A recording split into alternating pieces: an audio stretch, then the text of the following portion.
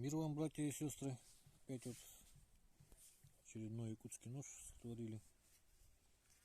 Покажу. Вот ножна держится очень плотно.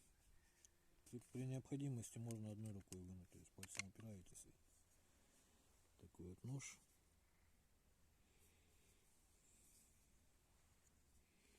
Ну и сейчас покажем, как он в деле.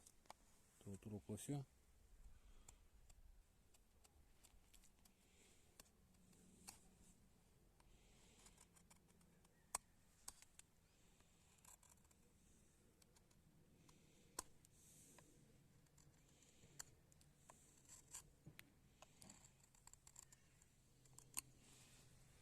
Так.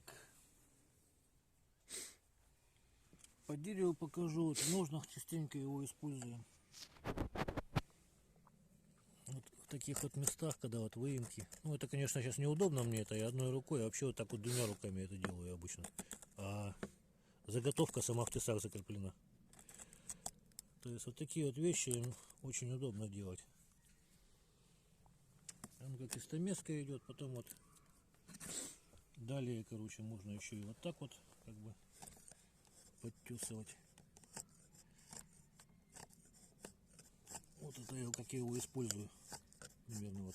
То есть строгает он прям вообще здорово в этом плане. Ну а если надо хорошо строгануть, там то просто вот рукоятка позволяет хорошенько упереться, применить силу. Она форму яйца имеет, в темноте не перепутаешь. Хвосты им также брею. Видно, да, что он волос режет прям вообще элементарно. Ну и саму шкуру тоже, вот если надо отрезать, то кожу режет просто замечательно. В этом месте сопротивления нету со стороны дола, получается, практически. Поэтому рез у него изумительный. Ну и по газетке в конце покажу, как режет. Не напрягаюсь абсолютно. Двумя пальчиками держу. Поправить, если надо, значит, по плоскости со стороны дола. Но у меня в ролике есть, и этот ножны можно доводить вот так вот от кожи просто. Ну, внутри можжевельник, две половинки целиком, то есть деревянные ножны внутри.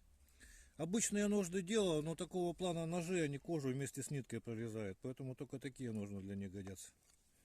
Можно удлинить. Чуть провернули, он плотнее тогда держится. Вынули. В общем, всего доброго. До свидания.